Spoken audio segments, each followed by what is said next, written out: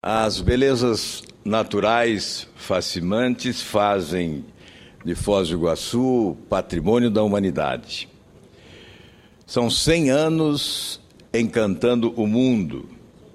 Hoje comemoramos o centenário de Foz do Iguaçu, cidade que abriga a maior população de fronteira do Brasil, mais de 256 mil habitantes, e um PIB da ordem de 6,7 bilhões.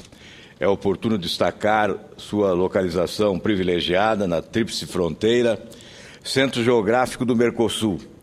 Nessa moldura geográfica estratégica, a cidade se consolida como importantíssimo destino emissor de turistas nacionais e internacionais.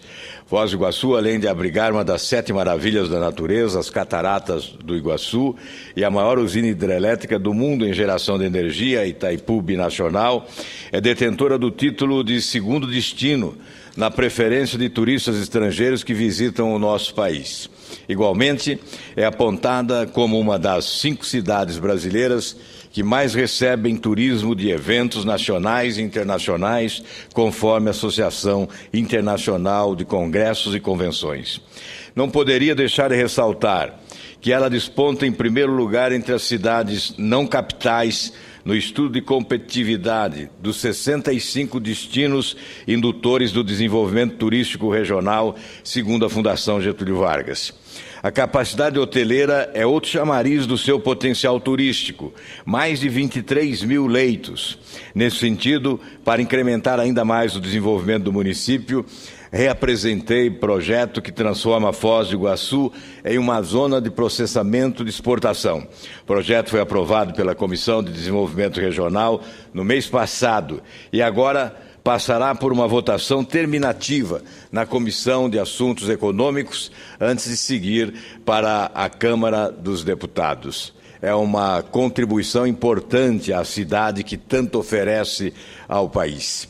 Apresentamos também, em outra oportunidade, um projeto de lei que cria o Fundo de Recuperação Econômica de Foz do Iguaçu, projeto aprovado no Senado que se encontra na Câmara dos Deputados em tramitação, aguardando deliberação. Certamente, o Fundo de Recuperação Econômica de Foz do Iguaçu marcaria época, significaria o marco de um novo momento de desenvolvimento regional. Certeza de que Foz do Iguaçu receberia, inclusive, uma contribuição econômica do exterior para a preservação das riquezas naturais fascinantes que encantam o mundo, mas quase sempre ficam abandonadas em matéria de atendimento da autoridade pública, sobretudo. Nos idos de 81, Foz do Iguaçu recebia seus primeiros habitantes. Na sequência histórica, foi fundada a colônia militar na fronteira, marco do início da ocupação e do que viria a ser o município de Foz do Iguaçu. Em 1914, finalmente, foi criado e instalado o município de Vila Iguaçu, dando posse ao prefeito Jorge Schimmelpfennig. Somente em 1918 passou a chamar-se Foz do Iguaçu. O Paraná é um estado de vanguarda e Foz do Iguaçu contribui enormemente para esse diferencial com seu perfil estratégico.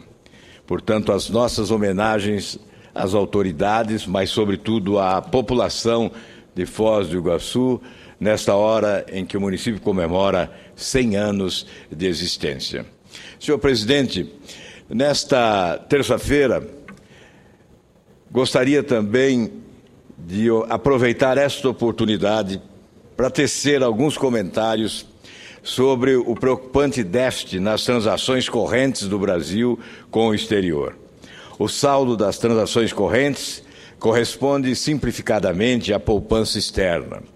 Vejamos alguns dados.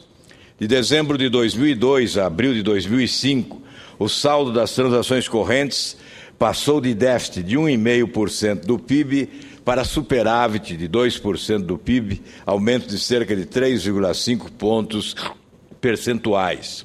Daí em diante, o saldo caiu persistentemente de patamar em patamar. No início de 2008, o saldo voltou a ser deficitário. Nos últimos meses, com dados disponíveis, encontra-se próximo de 3,65% do PIB negativos, o equivalente a 81,6 bilhões. No acumulado de janeiro de abril de 2014, o déficit está em 4,65% do PIB, ou 33,5 bilhões, frente a 4,55% do PIB em igual período de 2013, 32,9 bilhões. Entretanto, nem todas as economias em desenvolvimento apresentam déficits estruturais nas transações correntes, a exemplo de certos países asiáticos. Ademais, o Brasil parece ter a peculiaridade da baixa capacidade de poupança doméstica, pública e privada, o que sobrecarrega a necessidade de poupança externa. Tal fato se agravou nos últimos 10 anos, em vista da opção por um modelo centrado no estímulo ao consumo por meio da forte expansão do crédito. Os gastos públicos, por sua vez, não foram manejados para compensar a expansão do consumo, tendo, ao contrário, aumentado no período. O que se esperaria do novo governo, empossado em 2011, seria, além da moderação nos gastos públicos, a mudança de modelo centrado no crédito, consumo e preço das commodities para um modelo centrado no investimento produtivo, destinado no incremento da produtividade da economia, especialmente por meio de abundante investimento na infraestrutura. Haveria um redirecionamento da economia brasileira, mas que seria transitório e saudável, em vista da reorganização para um modelo mais sustentável, onde o investimento seria variável-chave para manter-se o crescimento econômico. A maior produtividade da economia, por sua vez, traria efeitos positivos sobre as transações correntes do país ao longo do tempo, diante da maior competitividade das exportações, dos bens e serviços sujeitos à concorrência dos importados.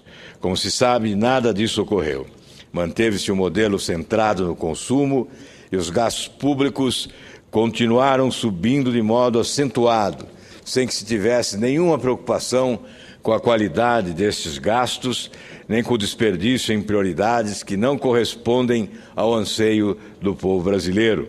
Isso sem falar no aumento da corrupção e dos contratos superfaturados. Como agravante, os investimentos foram desestimulados por intervenções exageradas e desordenadas no funcionamento da economia, a exemplo de controles de preços, mudanças em contratos, distribuição farta e pouco transparente de desonerações tributárias e créditos subsidiados.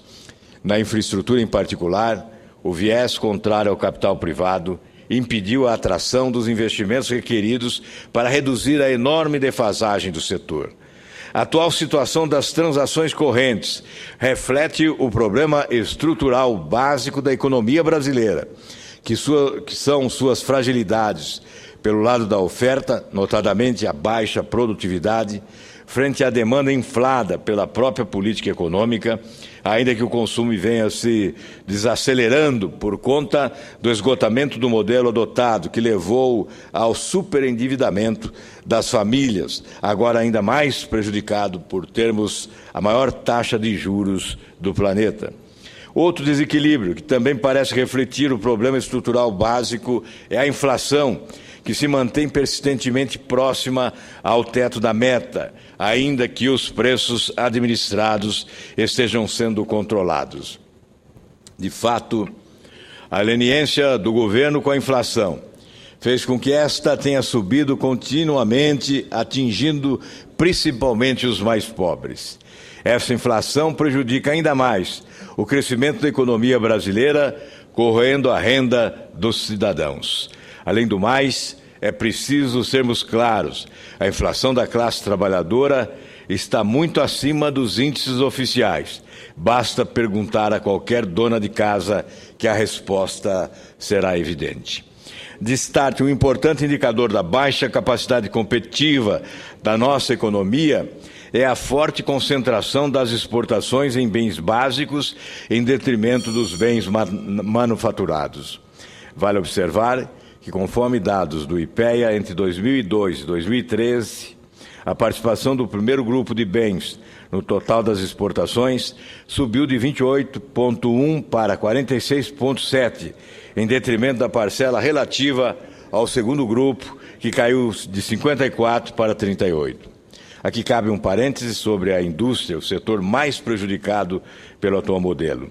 Premido pelos elevados custos da produção no país e pelos preços mais atrativos lá fora, o setor perde espaço tanto no mercado externo como no mercado interno, por conta da concorrência dos importados.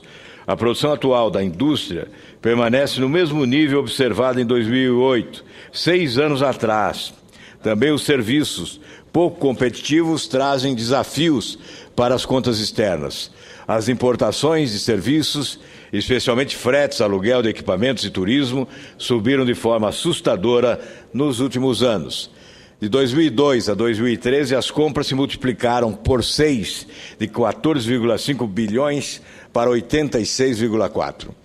Outro fato digno de registro são as importações de combustíveis, que se mantêm cerca de 16% do total das importações, trazendo à tona mais uma falácia do governo, que anunciou autonomia brasileira às vésperas das eleições de 2006. Registro: 16% do total das importações se deve à importação de combustíveis.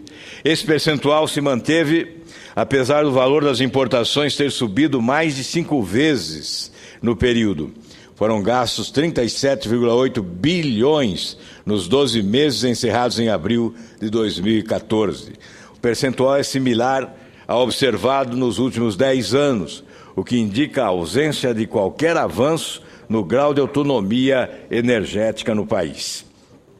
Tal fato se deve, em importante medida, ao controle dos preços internos dos combustíveis em nível inferior ao preço em vigor no mercado internacional. Esse controle mantém a demanda por combustíveis elevada e reduz a capacidade de investimento da Petrobras, descapitalizada pelos prejuízos advindos da venda doméstica a preços inferiores aos pagos no mercado externo.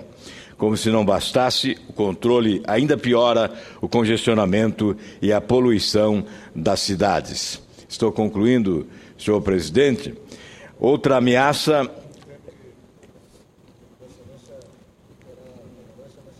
Muito obrigado, presidente. As economias desenvolvidas passaram por grande turbulência a partir de 2008, com forte desaceleração econômica e aumento da taxa de desemprego.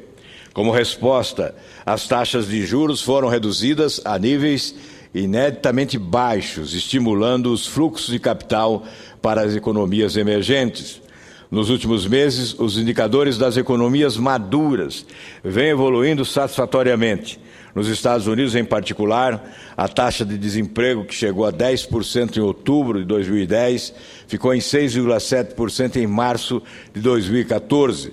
O que se discute atualmente é em que momento a taxa internacional de juros voltará a subir, o que poderá gerar importantes obstáculos para o financiamento de economias mais vulneráveis, como a brasileira, com seu elevado déficit nas transações correntes.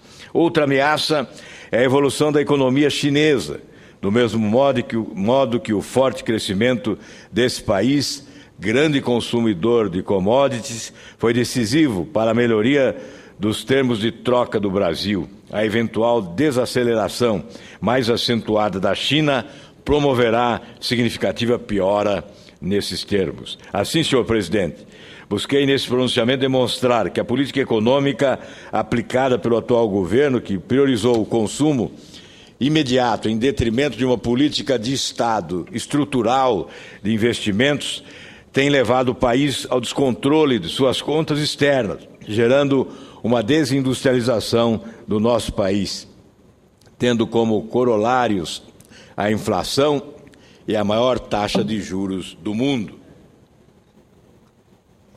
Até agora, o mundo nos tem financiado como espécie de cheque especial, que permite fechar o rombo de nossas contas externas, qual poderá atingir a cifra de 100 bilhões de dólares este ano. Todos sabemos que os agentes externos perderam a confiança em nossa política econômica. A tendência é de que esse financiamento torne-se rarefeito. É preciso mudar esse cenário.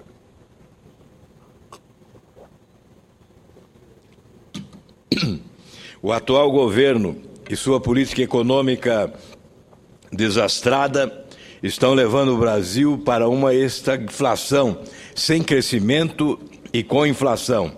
E somente um novo governo, detentor de confiança e competência, poderá realizar essa tarefa. Muito obrigado, senhor presidente.